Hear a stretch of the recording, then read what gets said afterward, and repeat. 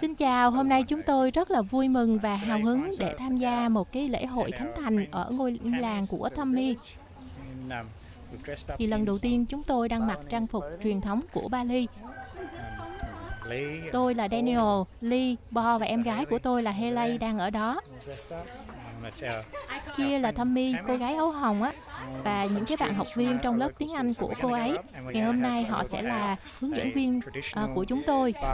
Chúng tôi thì đang chuẩn bị đi lên đồi, khu vực mà diễn ra lễ khánh thành, một ngôi đền mới vừa mới được xây dựng xong.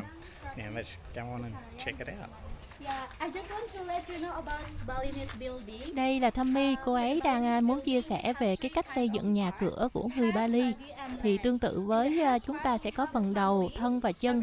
Người Bali sẽ chia làm 3 khu vực trong cách xây dựng bố trí nhà cửa. Đó chính là phòng thờ, những cái đền thờ sẽ là tương tự với phần đầu. Những cái phòng như là phòng ngủ, phòng khách, phòng học tập sẽ là tương tự với phần thân.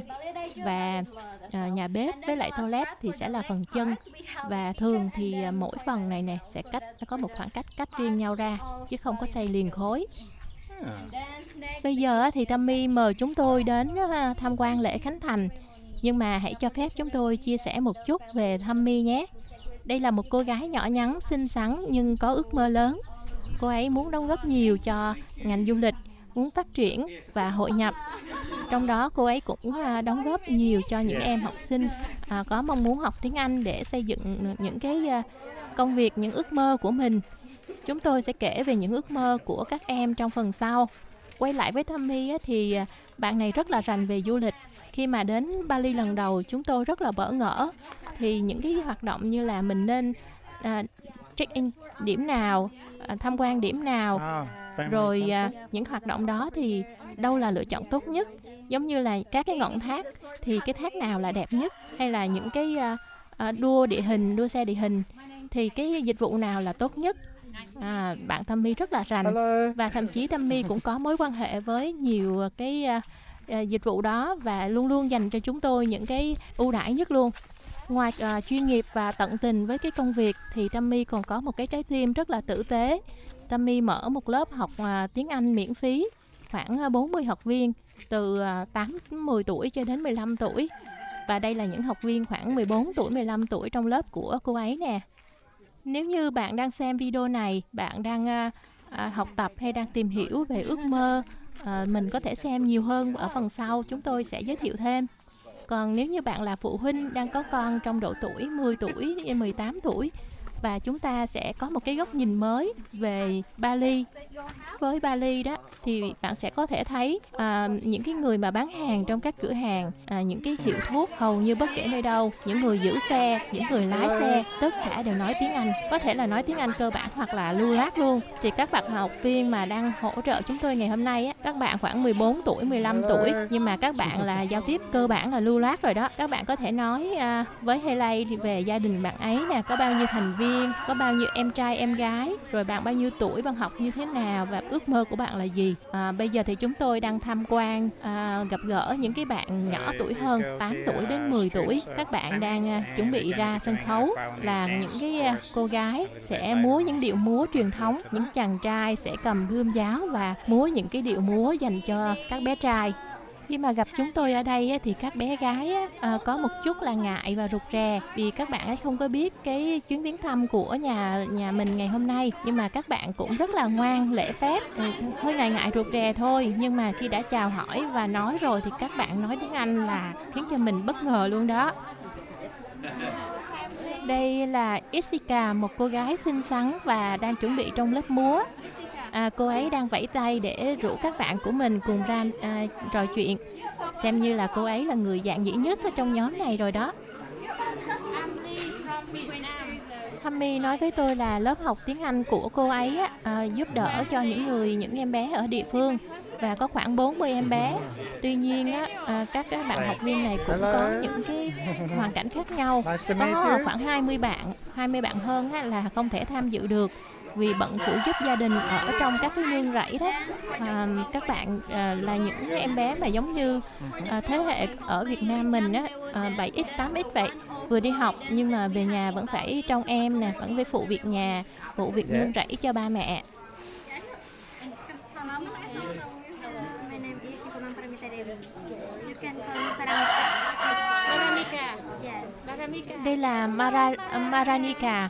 Bạn ấy nói rất là nhanh và mình cũng khá là cố gắng để nhớ tên của bạn ấy. Bạn ấy rất là xinh đẹp và dễ thương. Nếu như mà bạn nhìn kỹ, bạn sẽ nhìn thấy những cô gái này nè, không ngại cái sức nóng nhưng mà cũng không có rụt rè với tuổi tác của mình, vẫn trang phục nghiêm chỉnh và chờ đúng giờ nha. Nói là 2 giờ chiều là buổi lễ diễn ra và các bạn ấy sẽ là người ra múa đầu tiên, thì các bạn ấy luôn luôn sẵn sàng và chúng tôi đang gặp gỡ giao lưu với các bạn ấy trước khi các bạn ấy ra múa nè. Thật sự thì Lê ngưỡng mộ các bạn này rất là nhiều, bởi vì Lê mãi cho đến năm ngoài 30 tuổi học tiếng Anh từ khi 12, 13 tuổi, nhưng mà mãi đến năm ngoài 30 tuổi Lê mới dám giao tiếp với người nước ngoài. Rồi đây nè, đây là những biểu gọi là cố gắng của Lê trong lần tập múa đầu tiên. Bạn Lê chưa từng múa trước đây á. Khi mà đến Ubud, Bali thì chúng ta sẽ có nhiều cái hoạt động văn hóa và giống như là K-pop, Fire Dance hay là những cái điệu nhảy ở nhiều trung tâm và mọi người nhảy múa khắp mọi nơi, nhảy múa trong những cái lễ hội, và 1 tháng 30 ngày thì người Bali đã có rất là nhiều ngày lễ hội rồi. Và với mỗi lễ hội khác nhau thì chúng ta sẽ diện những cái trang phục khác nhau. Có thể là màu trắng, có thể màu hồng, có thể là màu đỏ, màu vàng, vân vân. Qua đây thì cũng cho phép Lê và Dano cảm ơn đến Tommy. Cô ấy đã chuẩn bị cho Lê, Dano, Bo và Haley những cái trang phục để có thể tham gia lễ hội. Đến đây thì chúng ta phải nhớ nha, phải có xà rong hoặc cái khăn quấn ngang á, quấn dài xuống qua mắt cá thì chúng ta mới có thể tham gia những lễ hội. Hoặc là khi chúng ta tham quan các cái chùa, chiền, đền á, là đều phải có xà rong nha. Nếu không thì chúng ta sẽ thuê hoặc là không được vào luôn. Bây giờ thì nhạc đã trỗi lên và chúng ta sẽ đến với khu vực lễ khánh thành ngày hôm nay. Các cô gái đã sẵn sàng và mang đến cho chúng ta những điệu múa rất là mượt mà.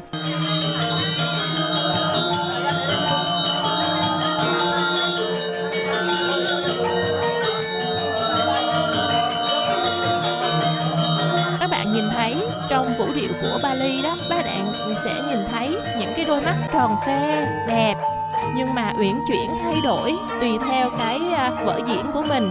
Rồi những đôi tay rất là mượt mà, những cái đường cong dù là khi mới có 10 tuổi thôi, những cái nét đẹp duyên dáng của các cô gái. Các bạn luôn luôn mang đến những cái vẻ đẹp của người thiếu nữ Bali. Thông thường thì chúng ta sẽ nghĩ đến những điệu múa nhảy là ở trên sân khấu, nhưng mà nó sẽ xuất hiện mọi nơi, những cái trong đời sống. Hầu như là tháng nào cũng có những cái ngày lễ hội và các bạn sẵn sàng múa tại nhà, múa trên đường, múa ngoài công viên bãi cỏ một cách tự nhiên, dễ thương lắm. Thật sự là mang đến cho Lê một cái niềm sâu sắc là đã là nghệ thuật thì mọi lúc mọi nơi và không có những cái rào cản đối với những người yêu nghệ thuật. Khi mà xem cái vở múa này thì các bạn sẽ nhìn thấy những cái em trai nhỏ nhỏ chạy xung quanh đó, thì các em rất là vui chạy theo các chị, các anh đang múa, rồi thậm chí là còn mô phỏng tập theo, giống như là thế hệ trước rồi thế hệ sau á, chừng 2-3 năm nữa là các bạn nhỏ này sẽ thay các anh chị để mà múa. Và trong các bạn boy nhỏ nhỏ này nè thì sẽ có một bạn rất là vui mừng, bởi vì ngày hôm nay á, là chào mừng em gái của bạn đó tròn 6 tháng tuổi. Nhưng lễ khánh thành của cái ngôi đền mới đó, thì có một gia đình, cái em bé mà vận cái xà rong màu xanh ngồi trong tay mẹ đó là tròn 6 tháng tuổi và là nhân vật chính trong cái buổi lễ ngày hôm nay nha. Bali thì có rất nhiều ngày lễ và những ngày lễ như thế này sẽ là mở rộng, thắt chặt cái tình yêu thương của cộng đồng. Đầu tiên chúng ta sẽ có thầy cúng, là một người có đức cao vọng trọng ở trong ngôi làng hoặc là trong khu vực. Mọi người mời ngài đến để chủ trì buổi lễ. Rồi chúng ta sẽ có những nhân vật chính là những gia đình mà đang có dịp, giống như là dịp tưởng nhớ ai đó, hay là dịp chào mừng em bé, hay là những cái ngày lễ vị thánh nào đó. Sau đó thì sẽ có những dàn nhạc, những đội múa, rồi đặc biệt là có dàn nhạc nhạc truyền thống ở đằng sau hậu trường nha. Lát nữa mình sẽ quay cho bạn xem. Rồi có một cái phần về ẩm thực thì hầu hết là mọi người sẽ làm heo quay đó để cúng mừng, cũng khá là giống với Việt Nam mình ha. Nhưng mà về cái vị cái hương vị của heo quay Indo thì sẽ khác với Việt Nam. Còn heo quay ở bên Indo sẽ to hơn nhiều, chú trọng vào cái hương vị tự nhiên cũng như là độ giòn của heo. Và khi là mọi người cùng nấu ăn đó là một cái khoảng thời gian rất là tuyệt vời để thắt chặt cái tình làng nghĩa xóm. Và như vậy một tháng có vài lần lễ như vậy thì bà con ở đầu làng là biết đến cuối làng và rất yêu thương, sẵn sàng giúp đỡ phụ nhau trong những ngày lễ như thế này. Ở Indonesia thì cũng có nhiều tôn giáo khác nhau, nhưng mà ở Bali thì hầu hết mọi người đều theo đạo Hindu. Và mọi người có một cái ngày đặc biệt, đó chính là ngày tịnh tâm. Ngày tịnh tâm của nguyên hòn đảo luôn. Tất cả các hoạt động đều dừng lại, không có ai đi làm hết, nhằm để thanh lọc tâm hồn của mình. Và ngay cả hoạt động ở sân bay là cũng ngừng luôn nha. Khi mà du lịch đến Bali thì mình sẽ thấy là Bali có nhiều cái nét tự nhiên, thậm chí là hoang sơ. Và người Bali không muốn thay đổi điều đó. Tại vì thế giới với những ồn ào, với những cái đô thị hóa thì mọi người tìm đến Bali là nhờ vào nét đẹp, bình yên, tự nhiên và có phần hoang sơ của Bali. Cho nên họ sẽ không thay đổi để biến Bali trở thành một cái trung tâm đô thị khác.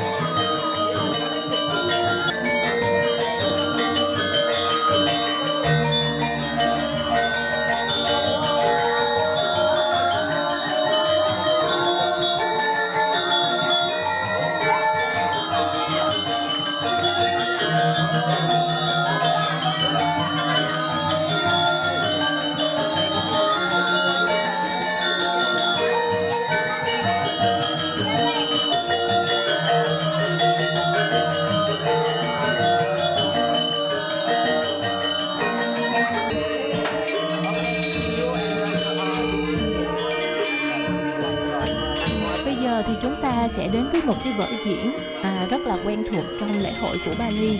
Đó chính là Thobetua, hay còn gọi là tiếng thở của ký ức, nhịp bước của thời gian. Mở đầu vở diễn thì chúng ta sẽ thấy một ông lão có vẻ thông thái, đang ngắm nhìn hoàng hôn bước ra trong cái trang phục lộng lẫy với cái mặt nạ gỗ. Mặt nạ gỗ này gọi là bule. Khi mà đến Bali thì chúng ta vào chợ Ubud ở trung tâm Ubud có một cái ngôi chợ giống như là chợ Bến Thành ở Sài Gòn mình vậy. Thì có rất là nhiều mặt hàng thủ công mỹ nghệ, mặt hàng handmade, và đặc biệt đó là mặt nạ gỗ rất là nhiều. Thì cái ông lão này nè, cái nhân diễn viên này sẽ bước chậm rãi với thân hình là hơi khom khom, rồi những cái nhịp thở dồn dập, những cái khoảnh khắc mà ông lau mồ hôi, cho thấy một cái giống như là một cái sự phiền toái, một cái khó khăn của cuộc sống trong đời sống là bình thường. Ở đây thì vở diễn từ đầu đến cuối là sẽ không có ngôn ngữ nha, hoàn toàn là bằng ngôn ngữ hình thể thôi. Trong các buổi lễ thì có nhiều vở diễn, nhưng mà Thorpenthua là một cái vở diễn giống như là kinh điển vậy. Hầu hết các cái nghi thức lễ đều có diễn vở diễn này. Vậy thì cái vở diễn này có giá trị và thông điệp như thế nào? Mình cùng tìm hiểu nhé. Người đàn ông với những cái động tác chậm rãi, những biểu cảm về ngôn ngữ hình thể để kết nối giữa quá khứ và hiện tại và quá khứ, để muốn nhắc nhở với tất cả mọi người là những ai mà đã về tuổi về chiều rồi á, đã già rồi, thì hãy chiêm nghiệm, dành thời gian chiêm nghiệm lại cuộc sống để mình có thể nhìn lại cái quãng đường mà mình đi qua đó với những vui buồn, với những trải nghiệm. Nó chỉ là một phần của cuộc sống và còn những điều cần hoàn thiện trong cái khoảng thời gian còn lại thì sẽ hoàn thiện để có một cái hành trình sống không có tiếc nuối, cũng như là một cái giá trị bài học chiêm nghiệm để lại cho lớp trẻ. Và lớp trẻ, những cái người trẻ phía sau này sẽ rút ra rằng cuộc sống là một cái dòng chảy và chúng ta sẽ không thể là tắm 2 lần trên một dòng sông. Chúng ta vẫn ở đó, dòng sông vẫn ở đó, nhưng mà dòng chảy thì đã đi qua mất rồi. Và chúng ta sẽ không làm gì mà có thành công, nhưng cũng không thể làm mọi thứ nhưng mà không có thành công gì, hay là chúng ta không thể mang cái sự tiếc nuối đó khi về già. Hình ảnh mà người đàn ông bước ra với cái dáng lưng khom khom, với những bước chân có phần khó khăn, hơi chập chững của mình đó, muốn gửi một cái thông điệp đến với người trẻ rằng ai rồi cũng sẽ già đi, đó là quy luật của tự nhiên. Và khi mà đôi chân mình không còn linh hoạt nữa, cơ thể mình không còn nhanh nhẹn nữa, đó là những khoảng thời gian mà người trẻ cần quan tâm, chăm sóc, cũng như là thấu hiểu cho người già. Và nhắc nhở với người trẻ là có những điều chúng ta muốn thực hiện thì hãy thực hiện đi, đừng để đến khi mà đôi chân đã mỏi mệt, sẽ không còn đi nổi nữa, không còn khám phá được nữa, cơ thể đã muốn nghỉ ngơi, thì điều gì đó, cái ước muốn của chúng ta tưởng như là chờ đợi ngày nào đó thực hiện, nhưng mà nó sẽ khá là xa vời và khó khăn. Cũng có những cái đoạn mà hình ảnh người đàn ông lau mồ hôi với vẻ mặt hóm hỉnh. Điều này là muốn giải thích rằng là chúng ta vẫn có những cái giai đoạn khó khăn trong cuộc đời. Khi chúng ta thực hiện ước mơ hay một cái điều gì đó thì chúng ta vẫn có những cái giai đoạn khó khăn, và yên tâm, nó là một phần của hành trình. Hãy vượt qua và tiếp tục với cái ước mơ, với cái hành trình của mình. Lê may mắn là đứng bên cạnh Tommy, cho nên là được Tommy giải thích mới có thể hiểu được như vậy. Chứ còn nếu mà lần đầu xem thì khá là gọi là bỡ ngỡ luôn. Còn ngoài ra thì Lê cũng hỏi thêm và được sự hỗ trợ của đúng là người bản xứ nha, cái gì cũng biết hết luôn. Cho nên Lê có thể chia sẻ với những ai có mong muốn du lịch đến Bali, những cộng đồng người Việt Nam mình biết hơn về những văn hóa vở diễn của người Bali nhé. Để mà các tiết mục biểu diễn thành công là không thể thiếu được dàn âm nhạc nha. Ở bên ngoài sẽ có một số dụng cụ âm nhạc và các cái nhạc sĩ nhạc công thôi, nhưng mà ở phía sau là cả một hậu trường luôn. Bây giờ lên mời cả nhà cùng bước ra phía sau để xem cái hậu trường âm nhạc của cái buổi lễ ngày hôm nay nha. Âm nhạc của Bali thì gọi là Gamelan, là đệm nhạc cho suốt các buổi biểu diễn.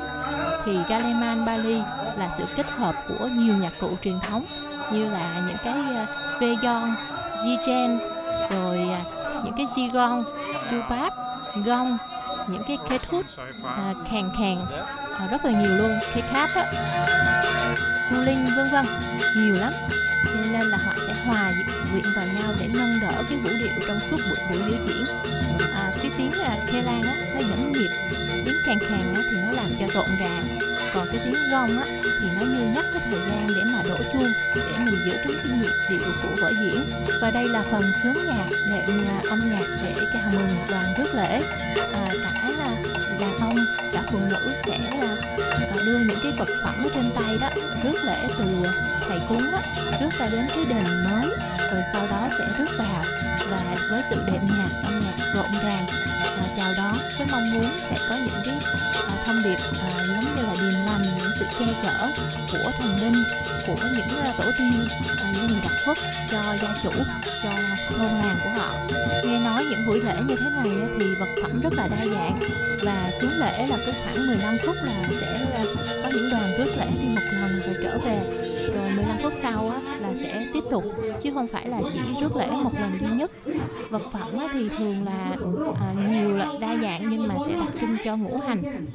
Gia đình Lê á, thì không có theo đạo Hindu, cho nên là mình chỉ tham gia lễ khánh thành, nhìn đoàn rước lễ thôi. Nhà mình không có đi đến ngôi đình mới, mình cũng không có chắc là trang phục của mình phù hợp đó. Ubul. Oh ya, di Ubul. Okay. Please come to Tampasiring and Lalabang like mana itu. Yeah. Maksudnya kengkeng. Malukat or please. Oh, we have the place holy water spring for the purification in Tapak Siri. Holy Water Temple. Tirtampul. Bây giờ thì Thami mời nhà mình thưởng thức một vài món ăn đã chuẩn bị cho buổi lễ. Ở Bali á, thì mọi người sẽ ăn trong cái đĩa được đan bằng tre nha.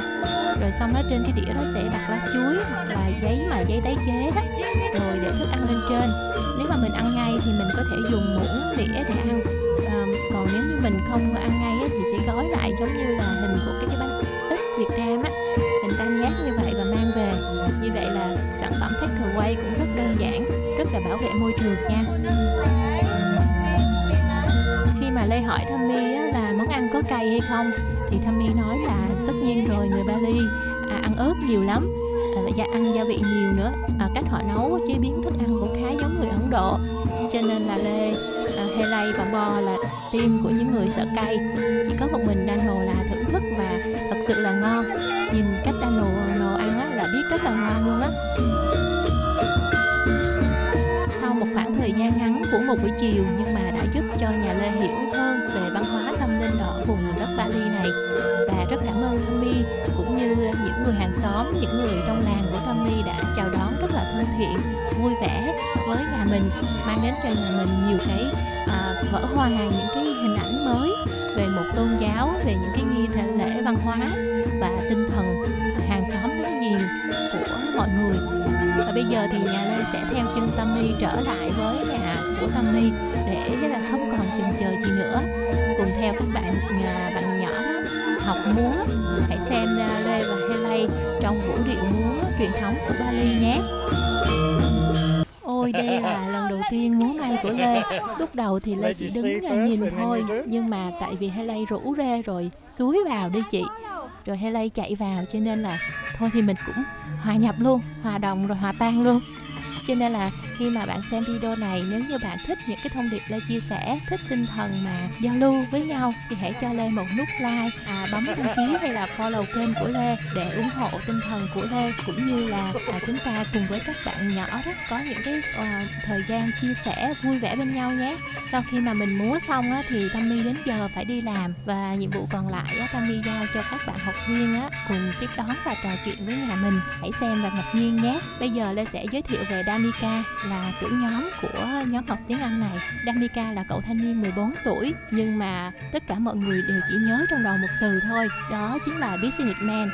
Một cái cậu thanh niên 14 tuổi nhưng có phong thái điềm đạm, chân thành, tử tế, rất là tâm lý, rất là quan sát và không có ngừng tìm kiếm những cơ hội bán hàng kinh doanh. Ví dụ như là khi mà cách mà mấy bạn mời mình đi trên đường, cách để tiếp khách mời lên, bạn rất là chuyên nghiệp. Rồi khi mà nhà mình đi lên những cái bục thang cao đó mà mặc xà rông thì không có quen á, cách mà bạn đỡ nhà mình lên phụ ha, rồi cái cách mà bạn xin phép cài một cái bông hoa sứ lên tóc của cô Helay, rất là quan sát nha, rất là nắm bắt được tâm lý của người mà bạn đang giao tiếp. Sau đó thì bạn là một cậu thanh niên chỉ mới 14 tuổi nhưng đã mở một cửa hàng rau củ quả bán cho người địa phương, bán cho một số quán, nhà hàng, và bạn đã có thể tự túc lo học phí và trang trải mọi thứ. Thì trong nhóm này có những bạn là cũng là gia cảnh khó khăn, có những bạn thì có gia cảnh khá tốt một chút, nhưng mà hầu hết các phụ huynh của các bạn này đều mong muốn con mình độc lập hoặc là mong muốn con mình vượt khó vươn lên đó, cho nên là các bạn đều tìm cách học tập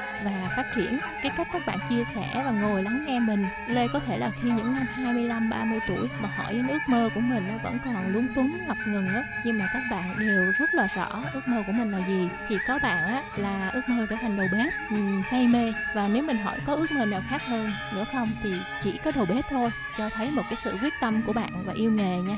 Có bạn á thì ước mơ mở nhà hàng, có bạn thì ước mơ làm bác sĩ, có bạn thì ước mơ làm hướng dẫn viên du lịch. Xong rồi cuối cùng á là nhà mình nói đùa với nhau một câu á là ở đây là một cái vòng tròn khép kín, một cái logistics luôn, từ gọi là buôn bán rau củ quả xong rồi đến nhà bếp. Đầu bếp sẽ nấu ăn, đầu nấu ăn thì nhà hàng sẽ bán thức ăn, nhà hàng bán thức ăn sau đó thì sẽ đi gặp bác sĩ. Mình nói vui với các bạn như vậy để cái buổi chia sẻ nó thêm phần thú vị, hóm hỉnh. Tuy nhiên các bạn đều có ước mơ, và điều quan trọng là ước mơ của các bạn cùng hướng với nhau, và không phải nói, nhìn cái sự tình cảm giống như anh em một nhà đó đều cho thấy một cái thế hệ sau đó sẽ có một đồng đội, những cái người đối tác mà gọi là từ thời niên thiếu trở lên luôn á. Mình rất là ngưỡng mộ các bạn ấy, cũng như là biết ơn cô giáo Thanh My đã mang đến cho các bạn ấy một cái đội nhóm, một cái team tuyệt vời như vậy. Quay lại một chút với Damika, cậu thanh niên businessman đó, thấy nhà mình đi xe máy thì các bạn ấy hỏi là mình thuê xe máy ở đâu và giá thuê mỗi ngày là như thế nào. Khi mà bạn hỏi đến cái giá thuê là cả nhà mình wow lên luôn.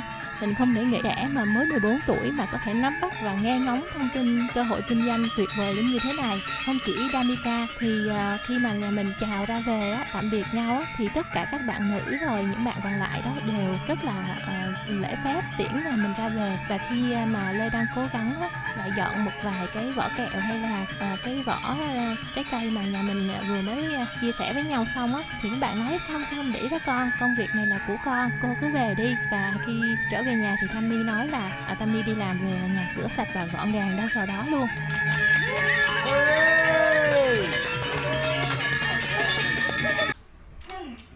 Bit sweet. Mau ada lagi? Boleh ambil? So this one's queen fruit. Queen of fruit. Oh, queen of fruit. Tiễn nhà mình ra khỏi cổng á, thì các bạn còn đồng loạt vẫy tay chào tạm biệt rất là dễ thương. Cái hình ảnh đó nó giống như là rất là hạnh phúc. Đến đây thì Lê xin phép nhà mình hãy thả tim, thả like để ủng hộ các bạn học sinh sinh viên này. Và mình cũng chúc cho quý phụ huynh có những bạn sinh viên rất là giàu nhiệt huyết và ham học hỏi. Mình chúc cho các bạn trẻ đang xem video này có thêm động lực, thêm niềm tin để khám phá cuộc sống lý tưởng phía trước nhé. Bây giờ thì tạm biệt và hẹn gặp lại trong các video kế tiếp. Bye bye!